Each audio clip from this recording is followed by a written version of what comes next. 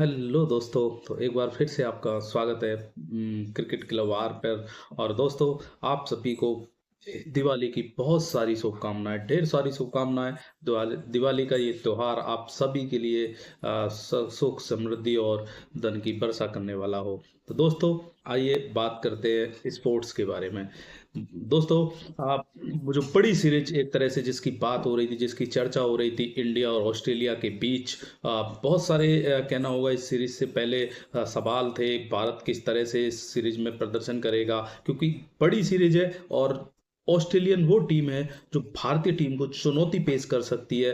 रोको को लेके, मीन्स रोहित शर्मा को लेके भी बहुत सारी बातें हुई और फिर वो समय आया कि वो सीरीज की शुरुआत हुई। और उस सीरीज की शुरुआत जिस अंदाज में हुई, या मैं कहूँ जिस तरीके से हुई, कहीं ना कहीं ये कहा जा सकता है कि भारत के लिए वो अच्छी खबर नहीं लेके आई। भारत ने उस तरह से उस सीरीज का स्टार्ट नहीं किया जिस तरह की उम्मीदें या उनसे और जिस तरह की अपेक्षाएं भारतीय फैंस ने की थी। दिवाली के इस मौके पे भारतीय फैंस ने ये जरूर सोचा होगा कि इस सीरीज के तहत, या इस सीरीज की स्टार्ट जिस समय पे हो रही है दिवाली फेस्टिवल के साथ, कि भारत को एक डबल भारतीय फैंस को इस सीरीज में या इस सीरीज की शुरुआत जीत के साथ करके इंडियन टीम हमको वो खुशियाँ जो दिवाली पे हमेशा भारतीय फैंस मनाते हैं या सेलिब्रेट करते हैं मिलेगी। बट ऐसा नहीं हुआ। ऑस्ट्रेलिया ने कल सुबह टॉस जीता और टॉस जीतने के बाद भारतीय टीम को बल्लेबाजी के लिए आमंत्रित किया और फिर नजरें ठहर गई रोहित शर्मा और विराट कोहली पे और निराश किया।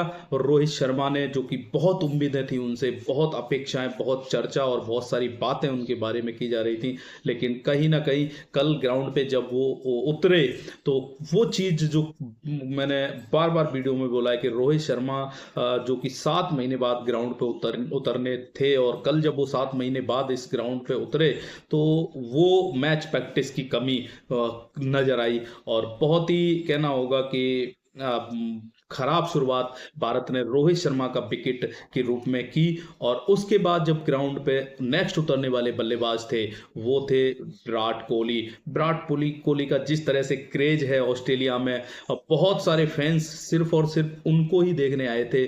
और विराट कोहली ने भी जो है निराश किया, और वो खिलाड़ी रहे जो 8 गेंदों का सामना करने के बाद अपना खाता भी नहीं खोल सके और 0 पे आउट हुए। और ये भी कह सकते हैं कि विराट कोहली जिस तरह से कहना होगा कि टेस्ट रिटायरमेंट या जो पैटर्न उन्होंने बनाया, उनका नजर आया था ऑस्ट्रेलिया सीरीज में बीजीटी में, सेम एज इट इज उसी पैटर्न को फॉलो करते हुए नजर आए और बाहर जाती बॉल के साथ छेड़छाड़ और कैच आउट।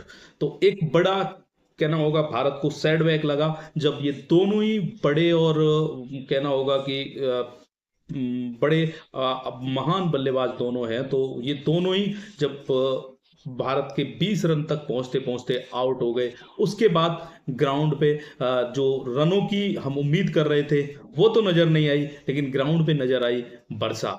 फिर बरसात के कारण ये मैच रुका, और जब बरसात रुकी और मैच शुरू हुआ तब तक मैच इस कंडीशन में पहुंच गया कि भारत जो 50 ओवर के हिसाब से खेल रहा था वो जो है मैच बाद में बरसात के कारण डकवर लूज नेम के तहत हुआ 26 ओवर का। और 26 ओवर कहना होगा कि भारत के लिए 26 ओवर का मैच होना कहीं ना कहीं ये कंफर्म था कि भारत इस मैच में पिछड़ गया है। और फिर जब बल्लेबाजी भारत ने दोबारा शुरू की, हालांकि रुक रुक के ये 2-3 पैटर्नों में मैच हुआ, लेकिन लास्ट जब बारिश रुकी और जब ये मैच पूरा खेला गया तब मैच 26 ओवर का हो गया। उसके बाद चाहे वो श्रेयस अय्यर रहे हो, या वो केएल राहुल रहे हो, या वो वाशिंगटन सुंदर रहे हो, सब ने भारत को निराश किया। एक जो सबसे सॉलिड इस पूरी बल्लेबाजी में बल्लेबाज थे जो नजर आए वो मात्र अक्षर पटेल, जिन्होंने 31 रन बनाए। केएल राहुल सॉलिड जरूर नजर आए, लेकिन उनका साथ एक ये कह सकते हैं कि नहीं मिला उनको, जिस तरह के साथ की वो उम्मीद सबने की हुई थी उस तरह से नहीं मिला। नीतीश कुमार रेड्डी ने अपने अंदाज में अब फिनिशिंग टच देने की प्रयास जरूर किया, सक्सेस भी हुए, बट उस लेवल तक नहीं जिस लेवल पे जाके एक ऐसा टारगेट 26 ओवर की समाप्ति पे बन सके जो भारत को जीत का दरवाजा नहीं लेकिन जीत की दहलीज तक या जो है ले जा सके, या ऐसा स्कोर जो एक चुनौती भारत ऑस्ट्रेलिया के सामने पेश कर सकता था। 136 रन भारत ने बनाए 9 विकेट के नुकसान पे 26 ओवर के बाद। ऑस्ट्रेलिया को कम से कम इतना कह सकते हैं कि वो जो 136 रन थे 26 ओवर में, उतना परेशानी नहीं करने वाले थे। और हुआ भी यही, जब भारत ने बॉलिंग की और या ऑस्ट्रेलिया ने उसकी चेज करना शुरू किया, वो हुआ ये भारत के लिए हमेशा की तरह समस्या बनने वाले ट्रेविस हेड, अर्शदीप सिंह ने जल्दी निपटा दिए। लेकिन उसके बाद मार्स के जो भारत की जीत और हार के बीच आकर खड़े हो गए। अब मार्स ने जिस तरह से भारतीय गेंदबाजों का सामना किया, चाहे वो स्पिनर रहे हो चाहे वो फास्टर रहे हो, सोन मार्स कप्तान जिन्होंने अपनी कप्तानी पारी एक तरह से कहना होगा खेली और भारत को इस सीरीज में हार के साथ शुरुआत करने के लिए मजबूर किया। भारतीय बॉलिंग, सिराज ने ठीक ठाक बॉलिंग की, अर्शदीप ने बेहतरीन बॉलिंग की, अक्षर पटेल जो कि कहना होगा कि एक तरह से बल्लेबाजी में उन्होंने वो पारी अगर ना खेली होती तो शायद भारत यहाँ तक नहीं पहुंचा होता।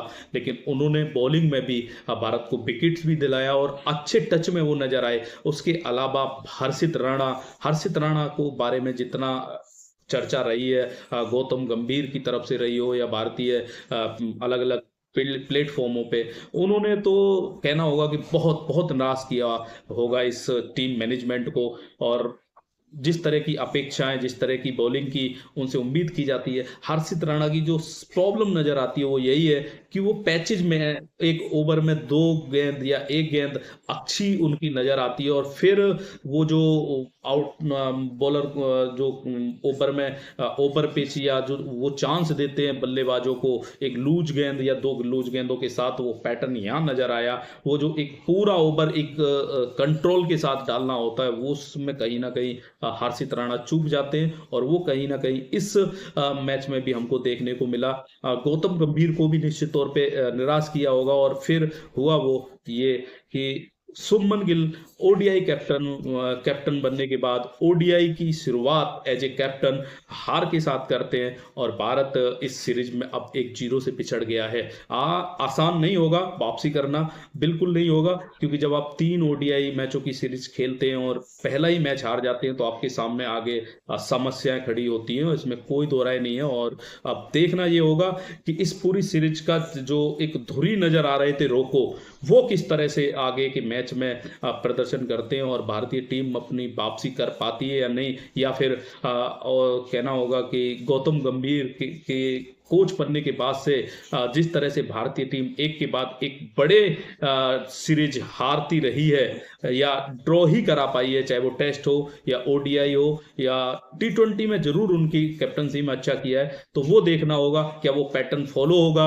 या भारतीय टीम ऑस्ट्रेलिया में जो इतिहास हिस्ट्री चेंज करने गई थी वो हिस्ट्री चेंज होगी। फिलहाल दोस्तों नजरें रहेगी रोको पे एक बार फिर से, जब 23 तारीख को ये दोनों टीमें एक बार फिर से आमने सामने होगी। फिलहाल अभी के लिए और आज के लिए दोस्तों इतना ही। स्वस्थ रहिए, मस्त रहिए और अपना ध्यान रखिए। हैप्पी दिवाली। Thank you.